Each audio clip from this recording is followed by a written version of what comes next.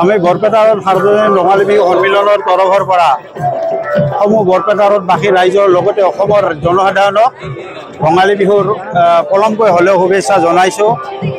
এইবেলিও আমি যোৱা 12, 13, 14 তাৰিখৰ পৰা আমাৰ সাৰ্বজনীন ৰঙালী বিহু উৎসৱ উদযাপন কৰাৰ কথা আছিল যদিও দেশৰ সাম্প্ৰতিক পৰিস্থিতিৰ প্ৰতি লক্ষ্য ৰাখি আৰু অসম চৰকাৰৰ আহ্বানৰ প্ৰতি সঁহাৰি জনাই আমি যোৱা 12, 13, 14 তাৰিখৰ যি অনুষ্ঠান আছিল আমি সম্পূৰ্ণ বাতিল কৰি আজি অসম চৰকাৰে যেতিয়া আমাক অনুমতি প্ৰদান কৰিলে, অসমৰ ৰাইজক যেতিয়া বিহু অনুষ্ঠান পাতিবলৈ আমাক অনুমতি প্ৰদান কৰিলে তাৰ কাৰণে অসম চৰকাৰক আমি ধন্যবাদ জনাইছোঁ।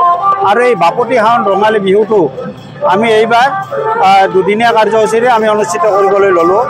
যেহেতু আমাৰ 3 দিনীয়া কাৰ্যসূচী আছিল, গতিকে আজি আমাৰ প্ৰথম কাৰ্যসূচী শোভাযাত্ৰা, এতিয়া আমাৰ প্ৰথম পতাকা উত্তোলনৰ পিছতে আমাৰ শোভাযাত্ৰা কাৰ্যসূচী আছে আৰু শোভাযাত্ৰা ইতিমধ্যে আৰম্ভ হৈছে আৰু বাকীসমূহ আমাৰ যি কাৰ্যসূচী আছে আমি সুকলমে চলাই নিম বুলি আশা ৰাখিছোঁ।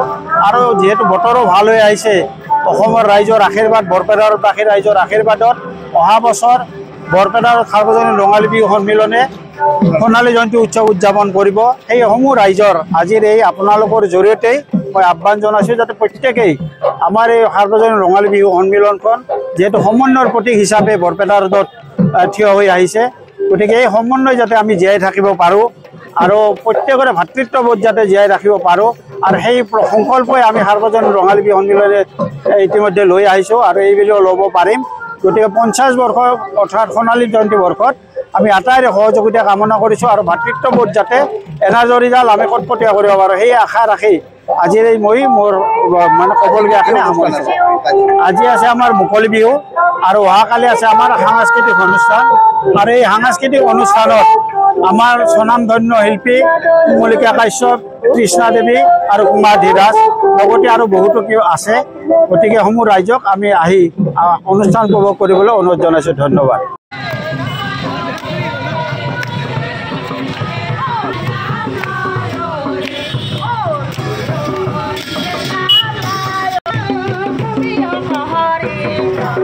Hare Rama